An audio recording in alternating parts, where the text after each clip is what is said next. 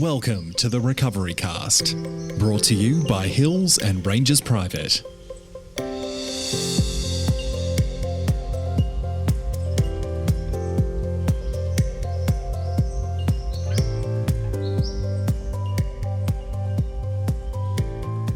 Well, hello again, and welcome back to another episode of the Recovery Cast, brought to you by Hills and Rangers Private. My name's Oliver, and I'm an addict in recovery. We have an interesting episode planned for you today. We're going to be talking about trauma, specifically from my experience, and what that was like for me. But first, a little disclaimer, bit of info about what we do here on the Recovery Cast. The Recovery Cast is a podcast created by people in recovery from addiction for people in recovery from addiction. There are many definitions of addiction, but we keep it simple. Addiction to us is when people use alcohol, drugs, or certain behaviours repetitively to their detriment, basically when it's a problem for them and their families. Therefore, an addict is not necessarily a needle-using junkie in a dark laneway, and an alcoholic is not necessarily a homeless man in a park. Recovery for us means using an active daily process or program to deal with alcohol use disorder, substance use disorder, or other behavioural addictions. People in recovery are committed to complete abstinence. This daily process is as important to being able to live normal lives as daily dialysis is for people with kidney problems. This podcast is meant as a support tool for those in recovery.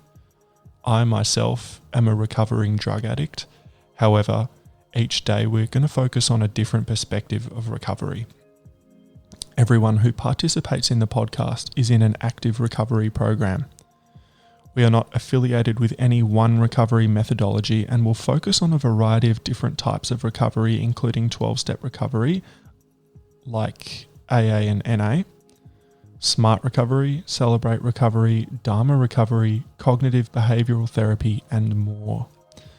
And a quick disclaimer, this podcast is intended to be informative. A podcast alone can't support your sobriety and recovery, so we suggest it as only one component of a daily recovery routine.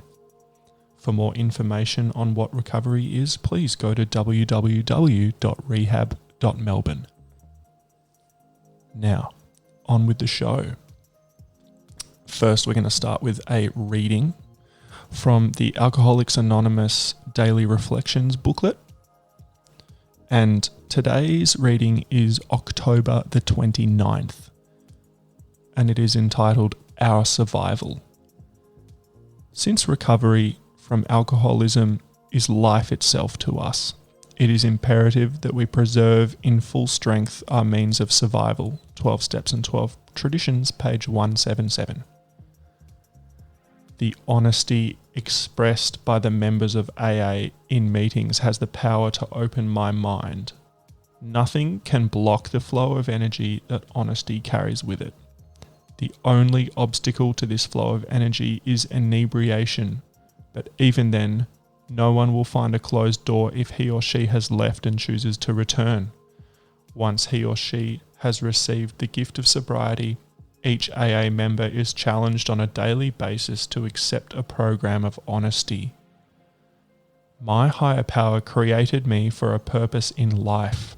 I ask them to accept my honest efforts to continue on my journey in the spiritual way of life. I call on him for strength to know and seek his will. It's really cool reading about really getting down to it, honesty, being honest. At the most basic sort of level for me, I had to accept I had to surrender and actually get honest with myself and with the people around me and say, yes, I can't do this anymore. I need help.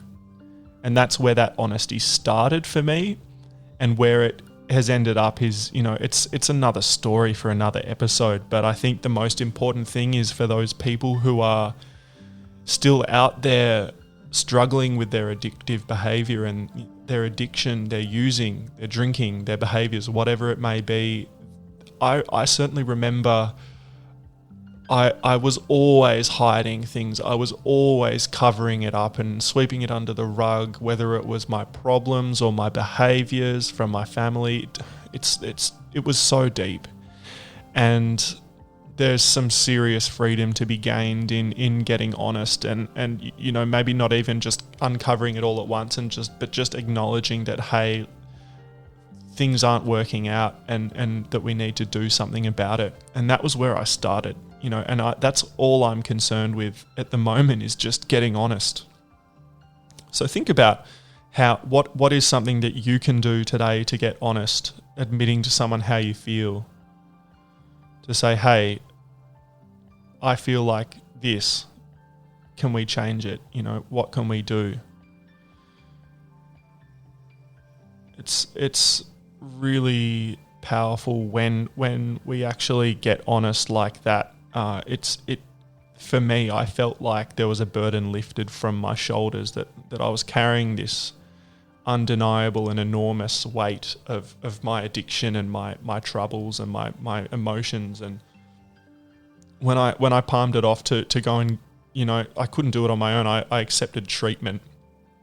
I got honest and I just said, look, I need help, and I continue to do that because I continue to ask for help. Even now that I'm over 4 years completely clean and, sober, whatever you want to call it, I still have to say, look, I've got an issue with something, or I don't feel good. What can I do?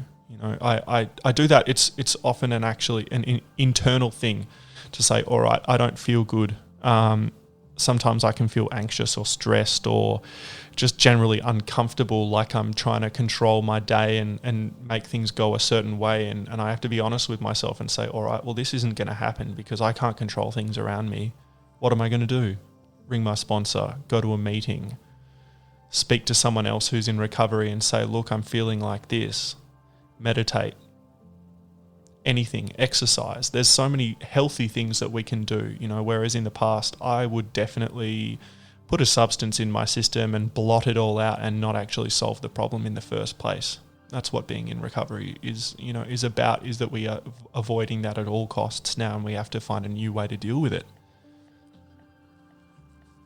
It's a powerful reading, but we're going to go ahead and talk about something that I have a lot of experience with, and it was a very big part of my addiction and then my recovery and just my overall mental health and well-being, which was trauma.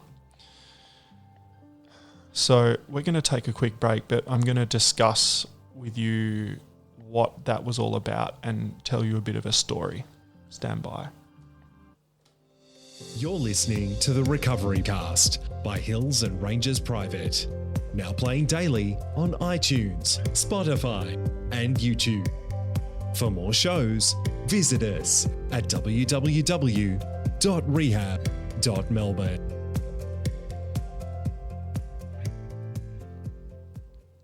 That's right, and welcome back to the Recovery Cast.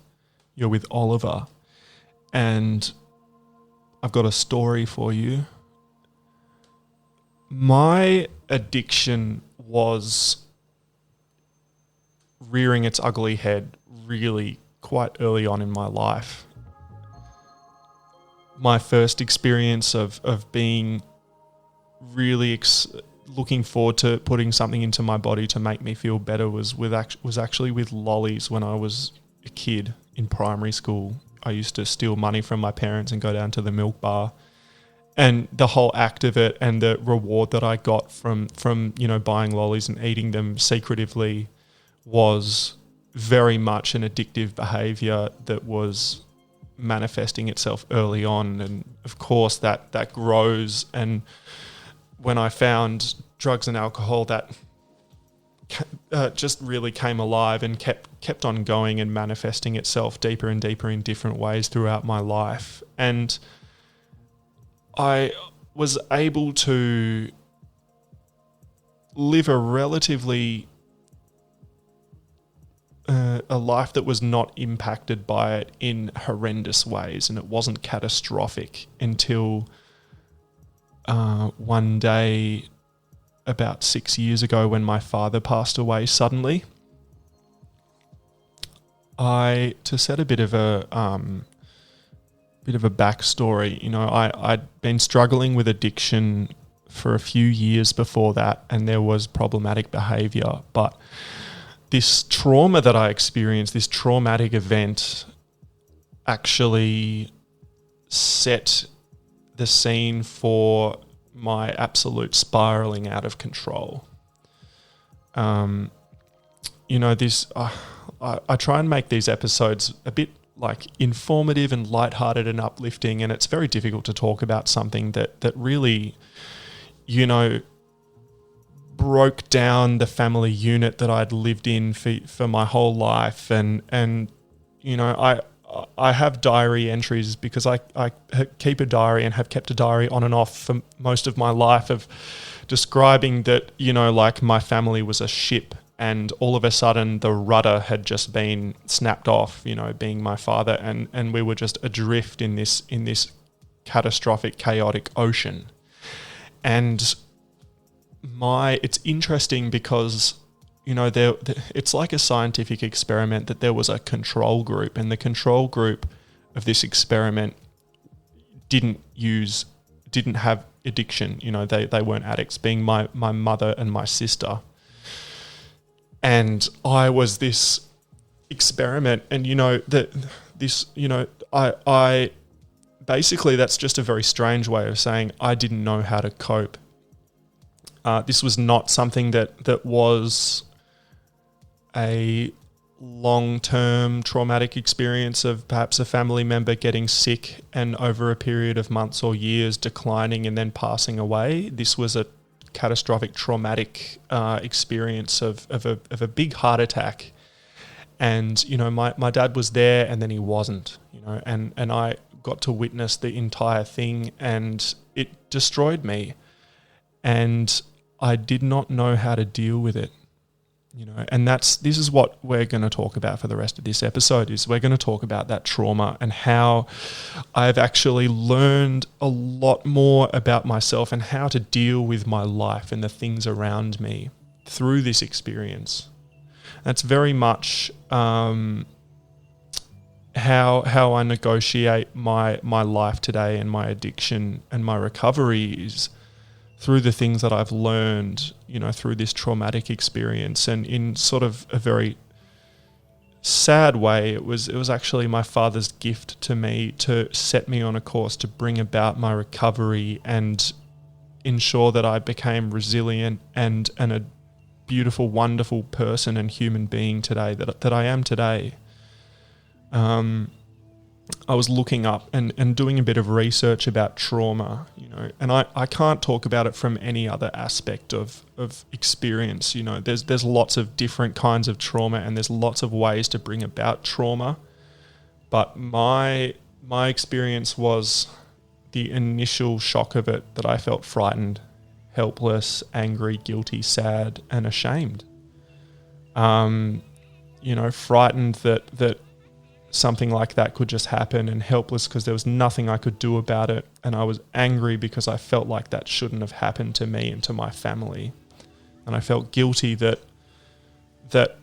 I couldn't do anything about it, and that perhaps I should have, and that maybe it was somehow my fault. And my experience with that was that I didn't know how to process all those things. And through this website that I was looking at about trauma, there's a section of what to do, and there's a section of what not to do, and you can guess what was in the what not to do section. And the first thing was alcohol and drugs, and so I did what you shouldn't do, and I drowned my sorrows and sought to anesthetize myself to block out those feelings instead of processing them.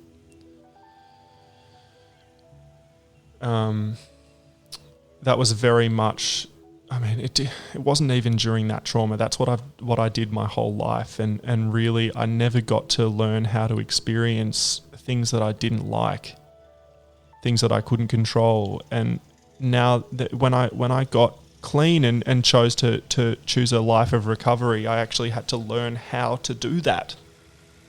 I had to learn how to grieve. I had to learn what to do rather than what not to do.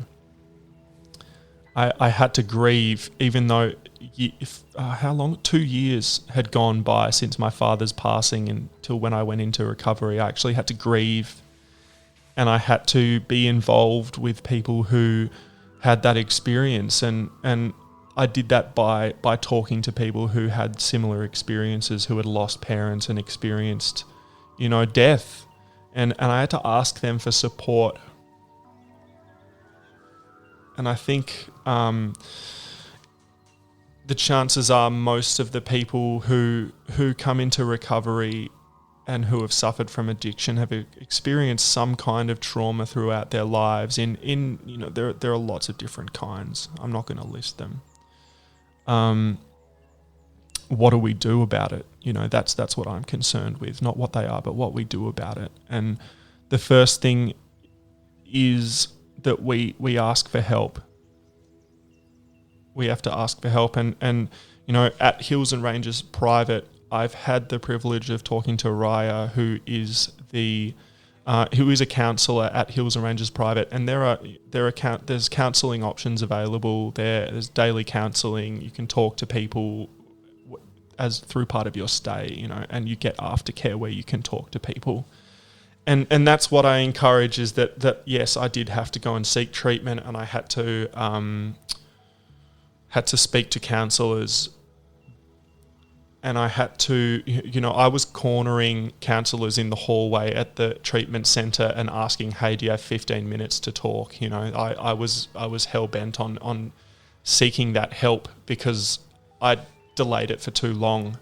And I think that's what the first thing as part of dealing with these things is, that I actually had to share and talk about it. And that was with a counsellor. It was within 12-step meetings. I actually shared my grief and laid it bare to be dissolved in the light of of just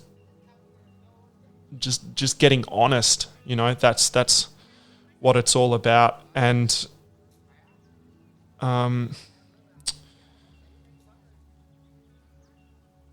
so we were talking about in the reading the honesty, and how important that is, that I had to get honest about how I was feeling with that grief. And once I wasn't bottling it up anymore, and I didn't need to use in order to nullify those feelings.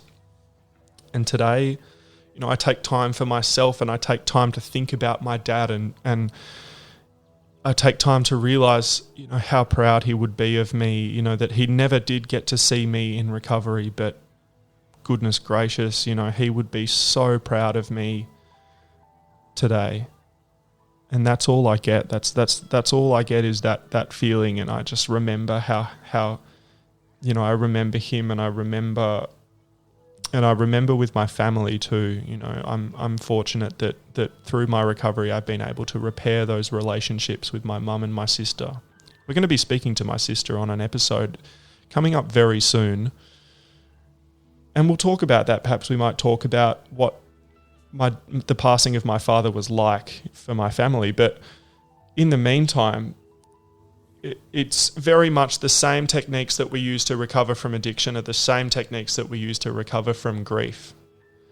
Routine, hobbies, talking it over, seeking help from people who have the same experience, healthy lifestyle. It's just all so intertwined. Mental health, trauma, and addiction. There's no surprise that for me, at least, my addiction was a result of that trauma and that upheaval in my life. And that it's beautiful that for me, I've been able to treat that trauma with my recovery program, and through being in recovery, I've actually just been able to learn how to grieve and how to get to that point in my life. And what's crazy is that on this website that I was looking at, it said that grieving can take weeks or months. And I read that and I almost fell off my chair because weeks or months, lol. It took me years, it took me years and years to finally, get to a point where I wasn't feeling damaged by my trauma.